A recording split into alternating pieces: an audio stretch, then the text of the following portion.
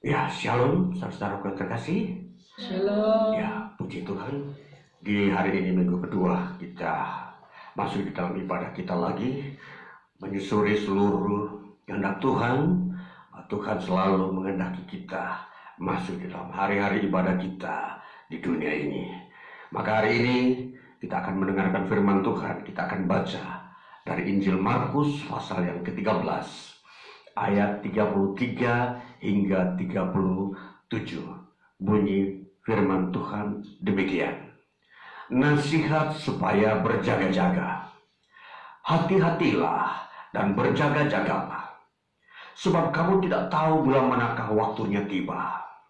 Dan halnya sama seperti seorang yang bepergian, yang meninggalkan rumahnya dan menyerahkan tanggung jawab kepada hamba-hambanya, masing-masing dengan tugasnya, dan memerintahkan penunggu pintu supaya berjaga-jaga. Karena itu, berjaga-jagalah, sebab kamu tidak tahu bila manakah tuan rumah itu pulang, menjelang malam, atau tengah malam, atau larut malam, atau pagi-pagi buta.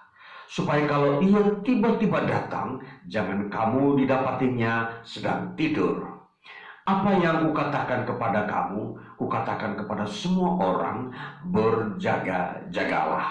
Nanti kita sambung bagian ini di dalam kitab Efesus pasalnya yang kelima sebagai ayat pembanding untuk kita mau berbicara tentang sesuatu hal yang berguna bagi kita nanti hari ini. Efesus pasal 5 ayat 9 begini bunyinya. Karena terang hanya berbuahkan kebaikan dan keadilan dan kebenaran. Ya, saudara-saudara, ini dua bagian bacaan Alkitab bagi kita yang akan memandu kita untuk melihat suatu realita hidup di mana Tuhan sedang menghendakinya. Jadi dengan poin ini maka saya memberi tema firman Tuhan di hari ini adalah era bekerja. Ya. Jadi kalau kita ada di dalam sebuah tema yang disebut era bekerja, maka barangkali kita mempunyai suatu pemahaman atau pemikiran bahwa kita akan berbicara dengan konsep bekerja. Ya, kemungkinan ya di sekitar itu.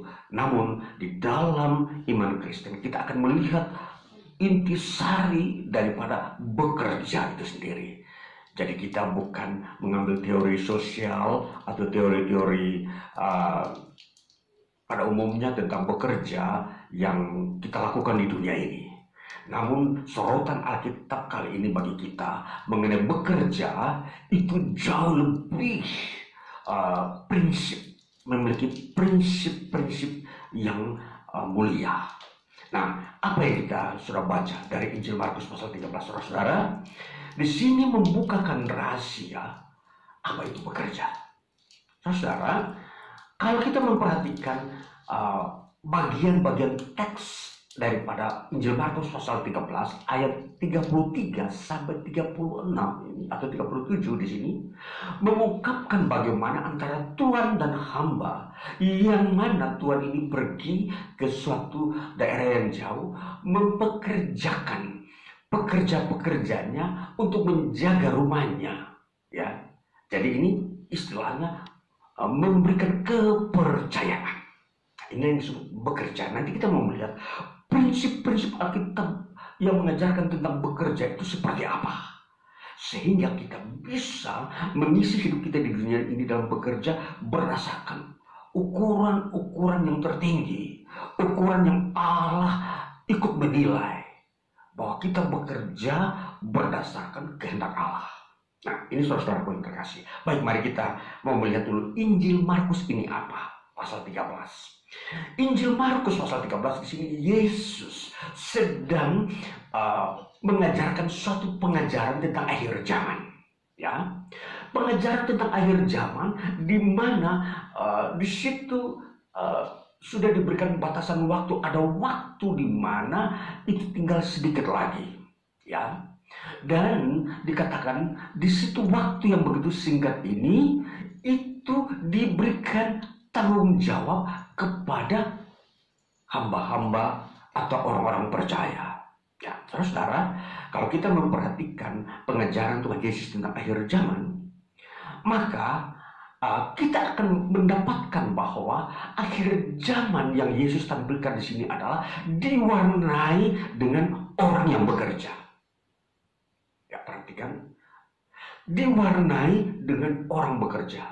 Itulah sebabnya ketika kita berbicara era bekerja, artinya era itu disebut sebuah periode, atau disebut nanti kita diperlihatkan dengan zaman. Kalau kita memperhatikan, berarti dalam Alkitab menampilkan ada dua zaman.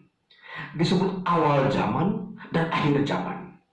Nah, awal zaman ini, atau kalau kita sering dalam teks-teks Yunani disebut protologi atau awal zaman, sedangkan akhir zaman disebut eskatologi. Ya, ini peta Alkitab tentang zaman ini ada dua.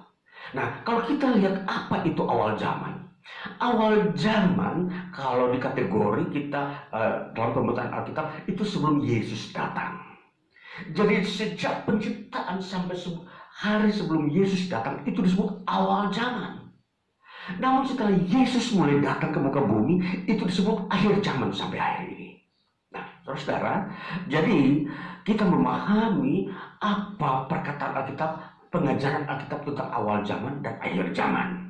Nah, kalau kita melihat awal zaman itu kita menyebutkan dengan disebut era panggilan untuk bekerja.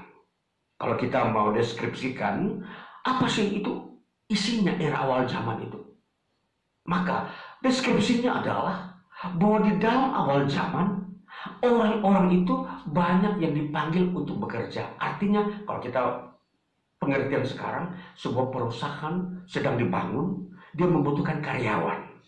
Dia membuka lamaran pekerjaan, siapa mau melamar silakan. Nanti saya seleksi untuk menerima siapa yang harus bekerja di perusahaan yang baru berdiri. Nah, itu gambarannya tentang awal zaman. Bahwa banyak orang yang dipanggil untuk masuk di dalam bekerja dalam kerajaan Allah. Maka itu disebut panggilan. Yang saudara, kalau kita memahami kenapa Tuhan mulai memanggil Abraham. Mulai dari Abraham muncul lahirlah keturunan-keturunan orang-orang yang dipanggil. Ini disebut panggilan untuk bekerja. Jadi boleh kata diterima di lapangan pekerjaan yang di perusahaannya. Boleh kata saya kasih ilustrasi saja, perusahaan itu namanya kerajaan Allah. Nah, kita harus saya berani mau mengambil ilustrasi ini untuk mempermudah kita mengerti zaman.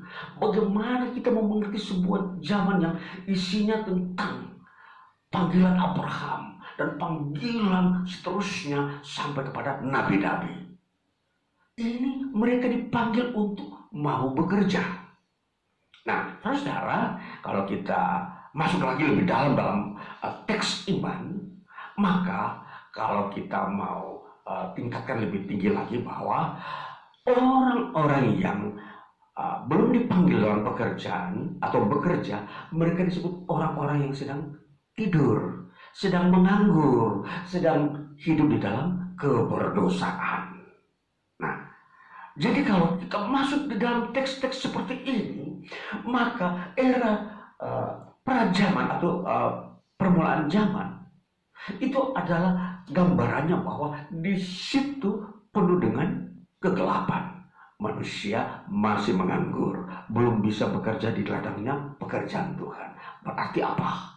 Kalau kita aplikasikan lagi bahwa mereka masih dalam keberdosaan. Ini saudara, pemahaman pengertian kita harus mengerti tentang akhir zaman. Nah, ini awal zaman yang kita sudah dapat. Sekarang akhir zaman. Akhir zaman yang Yesus tampilkan. Bahwa diwarnai dengan orang yang bekerja. Artinya apa? Mereka sudah diterima di sebuah perusahaan. Dan sekarang gilirannya mereka harus bekerja, jadwal bekerja. Kamu jadwal shift pagi, siang, malam. kita lihat perusahaan-perusahaan ya mempunyai 3 shift pekerjaannya, itulah waktunya bekerja. Nah, saudara yang terkasih, kita mengambil ilustrasi seperti ini untuk mengerti akhir zaman. Kenapa Yesus mau mengajarkan sebuah perumpamaan akhir zaman dengan bekerja, berjaga-jaga di dalam sebuah tanggung jawab yang Tuhan memberikan kepada mereka. Berikan tanggung jawab. Kamu harus bekerja di jam yang kamu sudah ditetapkan. Sebab Tuhanmu ketika pulang entah tengah malam atau pagi subuh atau pagi buta datang, kalau kedapatan kamu tidak bekerja atau sedang tidur, maka apa yang tentunya menjadi sanksi? Tentunya diperhatikan atau dinilai bahwa kamu itu tidak bekerja, hanya tidur-tiduran saja. Nah, saudara, akhir zaman ini diberi warna bahwa semua orang harus bekerja. Tidak boleh tidur-tiduran. Nah, mari kita mau melihat bagaimana era bekerja ini itu kita dapatkan berdasarkan apa yang Tuhan kehendaki. Ya, kalau bekerja kita memperhatikan bekerja ini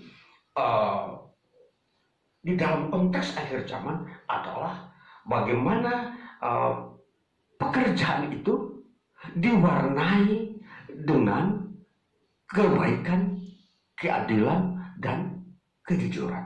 Mari kita baca Efesus pasal 5 tadi. Efesus pasal 5 yang kita sudah baca tadi, bahwa memberikan gambaran bahwa hidup dalam terang itu hanya membuahkan kebenaran, kebaikan, keadilan, dan kebenaran. Dikatakan begini, karena terang hanya berbuahkan kebaikan dan keadilan dan kebenaran. Terang, saudara yang kekasih, di dalam era bekerja. Era bekerja adalah, kalau kita perhatikan, itu seringkali diaplikasikan oleh Yesus bahwa itu adalah daerah terang. Aku adalah terang dunia. Aku bekerja pada di mana hari masih siang.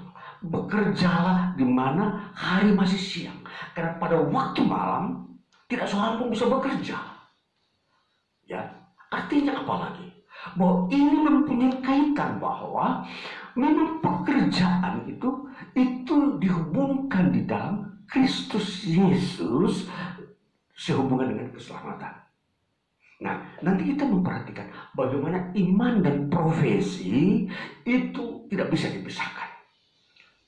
Seorang yang bekerja sebagai dokter, pengacara, atau militer, atau pengusaha, semua bidang-bidang pekerjaan itu disebut profesi. Bagaimana profesi ini bisa dihubungkan dengan apa yang Tuhan kehendaki, yaitu kebaikan, keadilan, kebenaran.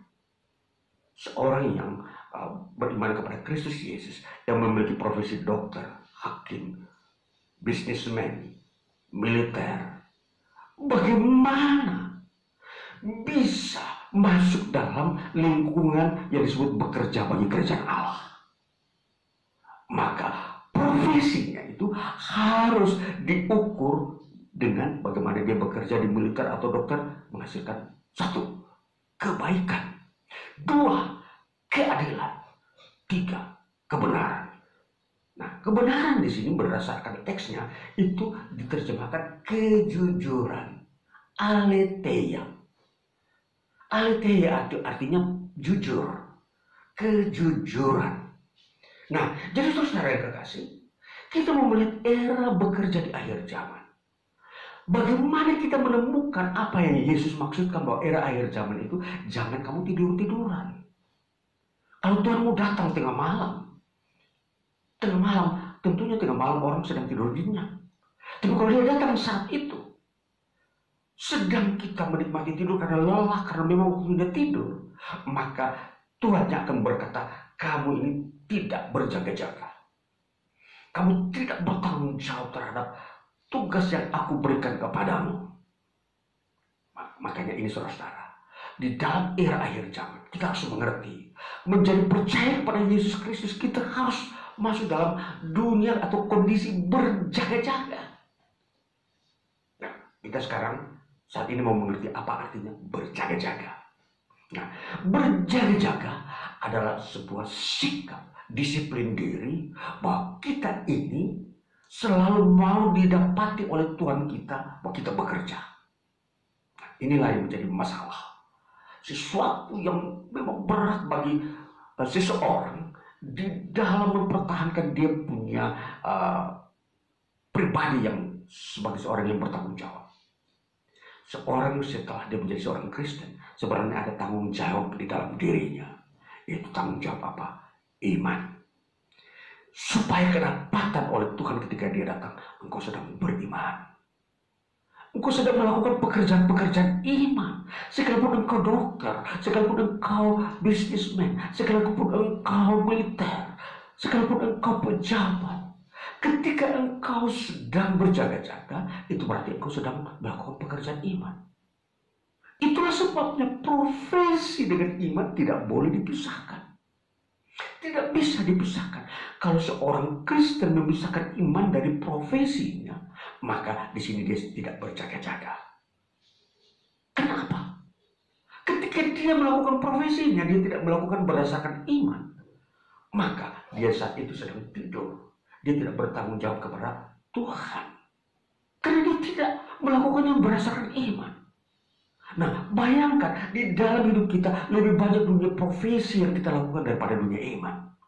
Katakanlah kalau dia dokter, dia lebih banyak 6 hari bekerja dalam dunia profesi kedokteran. 1 hari dia hanya bekerja untuk dunia iman. Dia beribadah 1 hari. 6 hari dia ada di sekitar ruang lingkup profesinya dokter. Dia seorang teknokrat, dia seorang apa saja yang ada sekarang dunia profesi berkembang. Semua orang sedang fokus mempersembahkan waktunya di dalam dunia profesi. Bayangkan kalau 6 hari saja, 6 hari dia di dunia profesi, 1 hari dunia iman. Tuhan Yesus datang pada saat dimana dia sedang bekerja, bukan saat dia sedang berdoa, maka dia sedang tidak beriman, sedang tidur. Inilah yang dimaksudkan oleh Tuhan Yesus. Era akhir zaman, jangan sampai kamu tidur. Itulah era bekerja, bukan daerah menganggur. Nah, jadi era akhir zaman ini era kritis. Orang sudah tidak bisa lagi bersantai-santai soal iman. Saya jangan terlalu sibuk dengan iman. Iman itu kan ya sudah, nanti urusan nanti hari Minggu saja, hari Senin sampai Sabtu. Ya, saya lebih banyak berorientasi dengan dunia keuangan, dunia kekuasaan, dunia kemegahan. Begitu. Itu seringkali menjadi buah pikiran manusia kita yang ada di dunia ini. Maka dari firman Tuhan ini, Tuhan Yesus mau membawa kita kepada sebuah masa yang disebut akhir zaman. Itu sebabnya ketika Yesus mengajarkan ini kepada murid-murid, murid-murid akan mengubah pola berpikir yang dari orang biasa menjadi orang yang mempunyai disiplin tentang iman. Nah, ini saudara. Jadi Yesus berkata, supaya kalau ia tiba-tiba datang, jangan kamu didapatinya sedang tidur. Beban dunia ini seringkali membuat kita lelah dan tidur. Artinya apa? Seringkali dunia ini membuat kita tidak bisa lagi beriman gara-gara bebannya terlalu berat. Sehingga kita harus, saya capek bekerja, saya tidur dulu, saya sudah tidak mampu menjalankan iman saya. Saya lebih baik menyerahkan tanggung jawab saya kepada orang lain. Saya duduk menganggur saja, tidur-tiduran. Era bekerja kita tidur-tiduran. Kita tidak dapat ambil bagian di dalam masa keselamatan Tuhan. Ini penting saudara. Ini sebuah pengajaran iman yang begitu kritis. Seringkali orang bilang, kok terlalu berat pengajaran Tuhan Yesus ini. Orang lain semua santai-santai kok, kita kok bekerja keras. Saudara-saudara, bekerja di perusahaan kerajaan Allah, itu upahnya besar. Jadi kalau upahnya besar, kita bekerja melebihi rata-rata orang yang memang pada umumnya tidak mau bekerja. Upah ketika kita beriman, ketika kita masuk dalam era iman percaya kepada Kristus Yesus, ketika kita seorang dokter, kita mempraktekkan iman di kedokteran, kita mempraktekkan iman di militer, kita mempraktekkan iman di bisnismen. Ini berat. Tetapi ketika saudara menghadap Tuhan, upahnya besar di surga karena kita bekerja bagi perusahaan kerajaan Allah. Saya memakai istilah ini supaya kita lebih relevan ya, sesuai dengan kita mengenal kondisi-kondisi sekarang ini. Ya, jadi saudara, jadi era bekerja di dalam iman Kristen konsepnya seperti itu. Kalau engkau bekerja di dalam profesimu ini di dunia, itu harus diwarnai dengan satu, menghasilkan kebaikan, dua, menghasilkan keadilan, ketiga, menghasilkan kejujuran. Maka kalau engkau percaya kepada Kristus, mengerti zaman, maka engkau tidak akan korupsi pada saat engkau menjadi seorang pejabat. Engkau tidak akan melakukan malpraktek ketika engkau menjadi seorang dokter. Engkau tidak bisa berkuasa semena-mena ketika engkau menjadi seorang militer. Ini semua ada unsur-unsur kebaikan, keadilan, dan kejujuran. Jadi pekerjaan yang kita lakukan bukan untuk memberikan keuntungan diri sendiri, bukan untuk memperkaya diri sendiri, tapi untuk melayani warga atau masyarakat atau orang-orang yang memang dipercayakan untuk dilayani. Mereka membutuhkan sebuah kehidupan yang Tuhan percayakan melalui para profesionalisme ini. Saudara, mengertilah bahwa era bekerja dituntut 3 hal, yaitu kebaikan, keadilan, dan kejujuran. Kalau engkau bekerja dengan 3 prinsip ini, maka upahmu besar di surga. Dan engkau dipandang layak oleh Tuhan bahwa engkau sedang bekerja, bukan tidur-tiduran. Tapi kalau engkau bekerja tidak memberikan hasil kebaikan, keadilan, dan kejujuran, maka penilaian Tuhan bahwa engkau sedang tidur-tiduran. Tidur itu artinya tidak mengerjakan pekerjaannya Tuhan, tapi pekerjaannya dunia, keberdosaan. Orang yang bekerja tidak menghasilkan kebaikan, itu berdosa. Orang yang bekerja tidak adil, berdosa. Orang yang bekerja tidak jujur pun berdosa. Jadi, dipandang di mata Tuhan, itu orang itu tidur. Nah, itulah kiasan yang kita mengerti dari apa yang Tuhan Yesus ajarkan tentang akhir zaman. Berjaga-jagalah. Berjaga-jaga itu kita melatih diri kita ini supaya bekerja dengan baik menurut tuntutan kerajaan Allah. Tuntutannya itu bertanggung jawab, harus menghasilkan kebaikan, harus menghasilkan keadilan dan kejujuran. Maka saudara-saudaraku yang terkasih, dalam iman Kristen ini, di sini kita akan melihat bahwa orang yang berjaga-jaga adalah orang yang bekerja. Orang yang berdoa adalah orang yang berjaga-jaga. Maka orang yang berdoa adalah orang yang bekerja.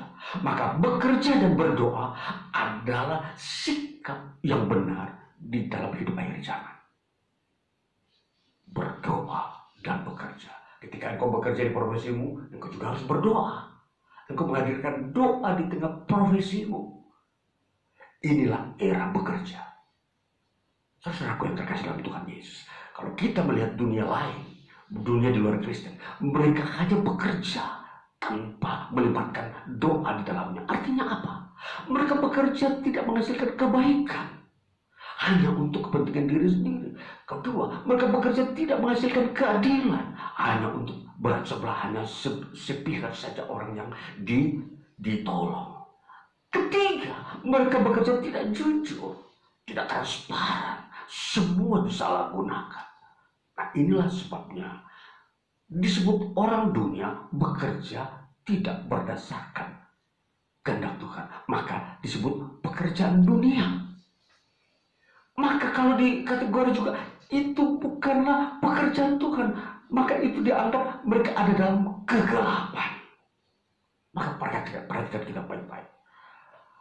Hamba Tuhan bekerja selalu hadir di tengah-tengah tiga unsur ini: kebenaran, kebaikan, keadilan, dan kejujuran. Seorang hamba Tuhan harus menyinari tiga unsur ini, dan ini melatih setiap jemaat Tuhan untuk bekerja berdasarkan tiga hal ini. Jadi saudara jangan takut kalau kita bekerja dengan kebaikan, keadilan, dan kejujuran. Ya, yang bela kita adalah Tuhan. Karena upahnya bukan saja di dunia ini, mungkin sedikit upahnya berdasarkan keuangan di dunia. Kenapa? Pas-pasan. Gaji saudara 5 juta, ya 5 juta. Tidak ada bisa sampai total muncul 100 juta.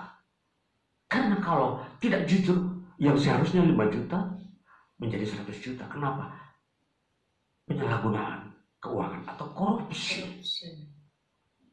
Nah, saudara, ini yang harus kita mengerti, bahwa kalau kita bekerja berdasarkan kebenaran yang Tuhan tetapkan, maka apa yang kita dapatkan di dunia ini disebut cukup, tetapi kita mendapat upah yang berlimpah di surga. Inilah orang-orang yang bekerja bagi kerajaan Allah. Jadi kita melihat bagaimana garis batasan yang Tuhan Yesus berikan batasan, bahwa bekerja untuk mendapatkan sebuah upah dari Tuhan, maka kau harus bekerja jangan pada waktu orang lain tidur. Orang lain tidur kita pun bekerja. Ini maksudnya bahwa kita tetap ada di dalam kebenaran, keadilan, dan kejujuran. Biar orang lain tidak mau bekerja berdasarkan tiga unsur ini, kita tetap bekerja. Ya itulah yang dimaksudkan. Perbedaan bekerja di ladang Tuhan kerajaan Allah, perusahaan kerajaan Allah. Tiga tuntutan ini saja. Engkau akan menerima upah ketika kerajaan Allah, pemilik perusahaan kerajaan Allah, Yesus Kristus, melihat engkau bekerja berdasarkan kebaikan, keadilan, dan kejujuran, engkau mendapat upah. Tetapi ketika ada orang berkata dia bekerja bagi kerajaan Allah, tidak ada warna ini, Tuhan tidak kenal dia dan tidak memberi upah. Sia-sia. Jadi mari saudara-saudara, kita sungguh-sungguh benar bekerja berdasarkan tiga hal yang ketentuan firman Tuhan dalam Efesus pasal 5 ayat 9. Terang itu berbuahkan, hanya berbuahkan. Perhatikan, dikatakan Efesus pasal 5, saya ulangi, baca ini supaya kita menjadi menegaskan diri kita. Dikatakan begini, karena terang hanya, perhatikan kata ini, hanya berbuahkan kebaikan, keadilan, dan kebenaran. Tidak ada tambahan. Berarti tiga ini sudah menjadi ukuran. Nah, saudara-saudara, kita perhatikan. Jadi di dalam hidup kita di dunia ini, perhatikan, kalau kita tidak ada unsur kebaikan, demi bertobat, kita pulihkan seluruh hidup kita sampai dunia bekerja, harus menghasilkan kebaikan. Jangan sampai pekerjaan kita itu hangus dan tidak ada upahnya. Jadi kebaikan itu semua orang akan menikmati, bukan hanya 1-2 orang. Jadi kebaikan, kalau kita membangun kerajaan Allah, semua orang merasakan kasih Allah di situ, bukan 1-2 orang saja. Lalu yang lain tidak kebagian kasih Tuhan di dalam gereja. Jangan hanya majelis saja menerima berkat Tuhan, jemaat tidak. Jangan hanya tua-tua saja yang mendapat perhatian pelayanan sosial, lalu yang masih terlantar, yang masih muda-muda tidak mendapatkan. Ini keadilan, kebaikan, keadilan dan kejujuran. Ini saling mengkait. Mata rantainya tidak terputus. Jadi kalau ada orang berbuat kebaikan, pasti berhubungan dengan keadilan. Lalu keadilan pasti berhubungan dengan kejujuran. Maka semua orang akan mengalami damai sejahtera. Jadi saudara, perhatikan hidup kita di dunia ini ketika kita bekerja. Kita harus mempunyai patokan apa yang harus kita pakai patokan untuk supaya pekerjaan kita berhasil dan berkenan di hadapan Tuhan. Ini tiga ini sudah diberikan sebuah solusi oleh Roh Kudus melalui wahyunya kepada Rasul Paulus. Terang hanya membuahkan, perhatikan, hanya membuahkan kebaikan, tidak ada keburukan. Jadi pelayanan yang baik dan berkenan kepada Tuhan itu selalu menghasilkan kebaikan. Kalau pelayanan menguntungkan diri sendiri menghasilkan keburukan. Jadi kalau kita berfokus kepada Tuhan, pelayanan dan hidup kerja itu selalu menghasilkan kebaikan. Tidak akan ada sebuah demonstrasi menentang sikap-sikap pelayanan kita. Tidak ada sebuah kritik-kritik dari orang lain bahwa kita bekerja salah. Katakanlah, kalau saya dokter, saya tidak dikritiki oleh pasien bahwa saya melakukan malpraktek. Kalau saya seorang militer, saya tidak dikritik oleh rakyat bahwa saya ini otoriter. Kalau saya pengusaha, saya tidak dikatakan orang yang menyalahgunakan atau memalsukan bahan-bahan produksi saya. Dan seterusnya. Maka semua ini kita bisa mengerti bahwa di dalam era bekerja, Tuhan selalu menilai dan mengukur semua pekerjaan kita. Apakah memenuhi kriteria kebaikan, keadilan, dan kejujuran? Kalau di dunia saja bisa mengeluh, apalagi Tuhan. Tuhan akan menghakimi setiap orang bila bekerja profesinya tidak menghasilkan kebaikan,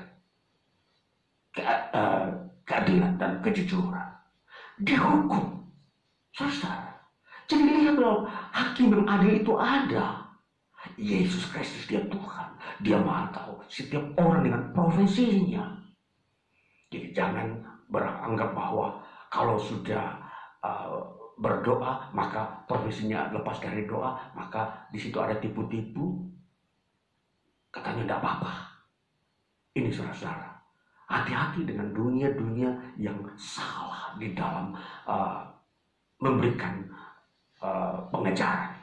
Seringkali dunia memakai tipu-tipu di dalam pekerjaan, sehingga tidak menghasilkan kebaikan, tidak menghasilkan keadilan, dan seterusnya, tidak menghasilkan kejujuran.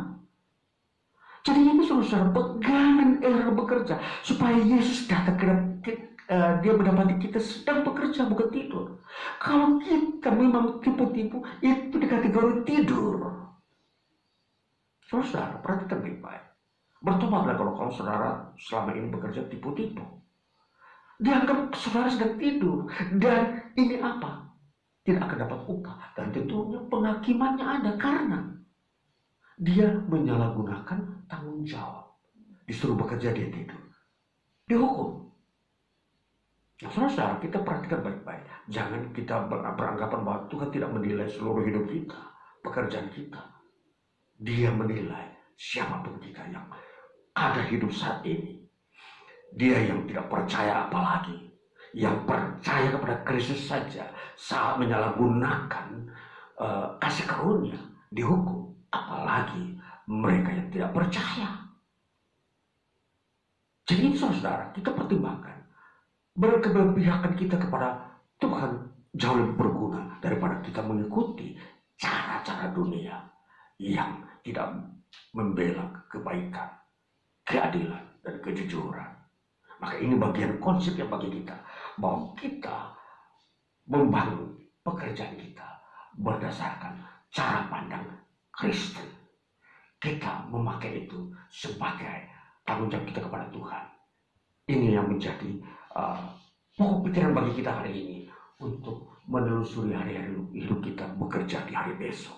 Biarlah kita semakin hari semakin betul-betul diperkaya pribadi kita.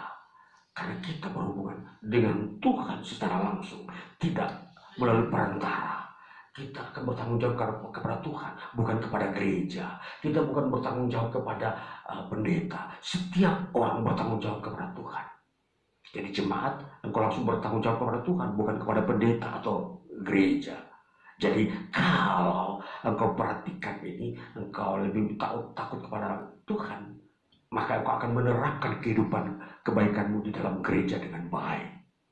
Ini yang menjadi ukuran yang kita jalani hari-hari ini ke depan, sehingga kita di mata Tuhan layak. Tuhan Yesus memberkati kita. Haleluya. Amin.